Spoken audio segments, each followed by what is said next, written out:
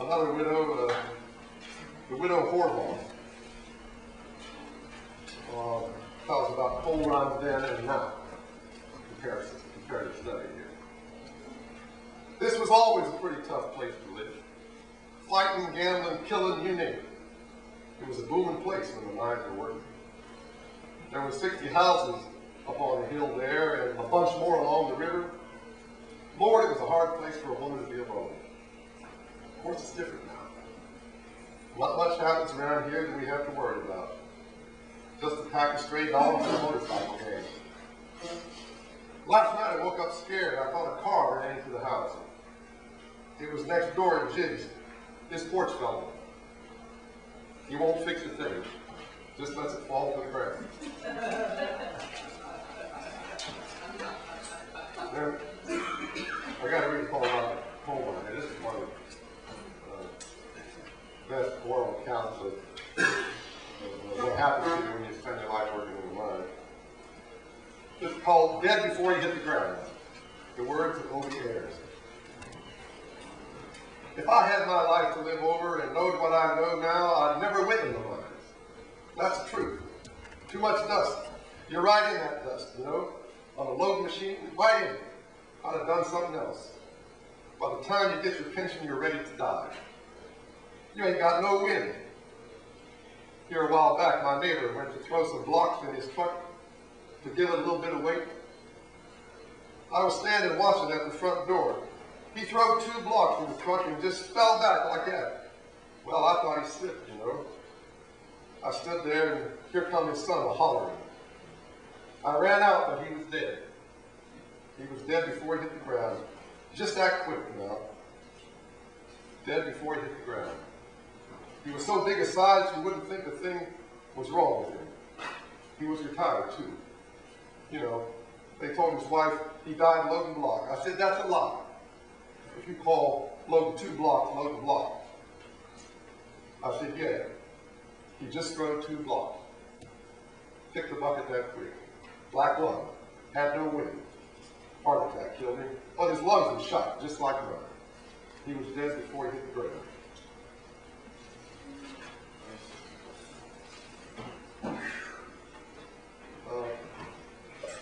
I'm going to read the last poem in this section, which is another Timkovich poem.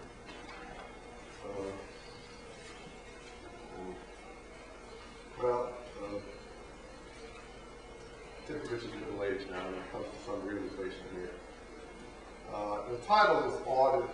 It's unintelligible unless you know that extreme unction is the way the Catholic sacrament of extreme unction is the way it sounds to a 5-year-old kid that doesn't understand what it sounds. Extreme unction. Parting the gray haze of drought-bitten northern West Virginia, Timkovich floats down the interstate ramp into the time zone of pickup trucks and model citizens who drink hard and die early. And on through the remains of downtown to the sleepy light where the Blackhurst limo stands for sale opposite the canary-colored courthouse. He taps his wristwatch and stares past the after-grim and scarred brick of the building being raised. These vacancies grow each year wilder. In the rearview mirror also grows the wild rumble of years. The noon hymn blares from the old church on the corner, steeple loudspeakers now instead of bells. Records will show that this was the hour of the disappearance of memory. Witnessed by Buck Harvey, his main driver for Murphy's septic service, who was stopped in back and swears he was sober at the time. And in the last flicker of recognition, the new world looked older than the old, and nothing looked like itself. He saw a bicycle man he once knew was a motorcycle man. The first drinking establishment of youth had suffered reform, and the hollows of lost love all had new names. When the hymn ended, the loudspeakers hissed and snapped. and the sun glared on the roof of the hot dog stand.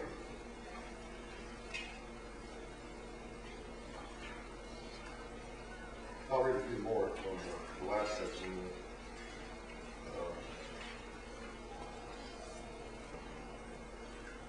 This poem, illuminated manuscript,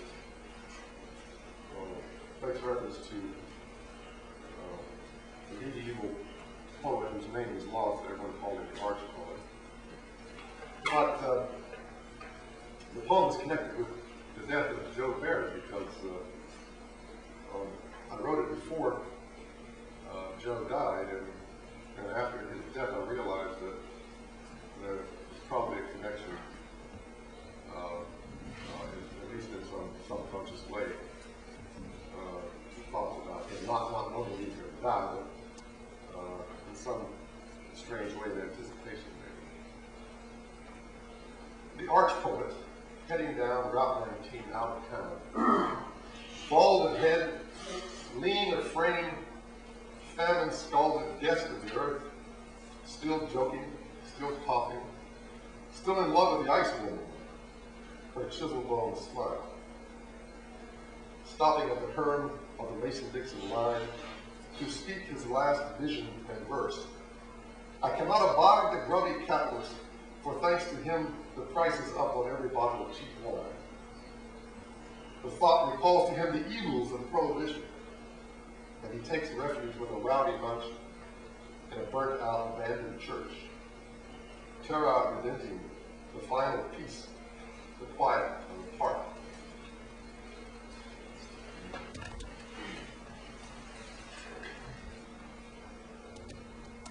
Next poem, Confessio Amantis, Confession of Love, is a poem about the endlessness of romantic love.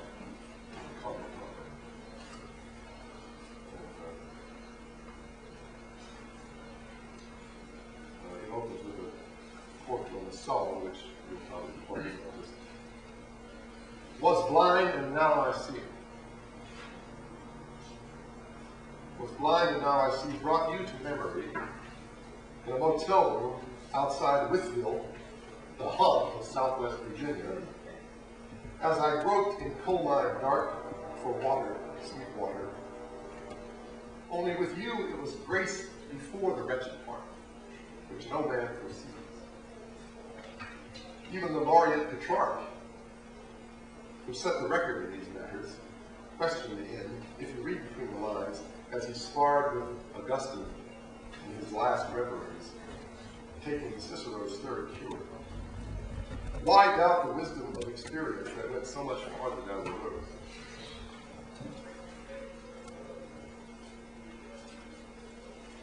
The coming of age. It comes like baggage on a later flight. You wait with annoyance at the baggage carousel for the suitcases to come around. When you pick them up, they are heavier than you remember.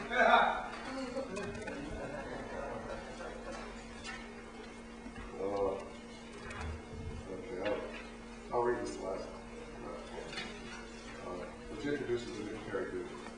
It has to do with dreams. I call him the abbot of dreams.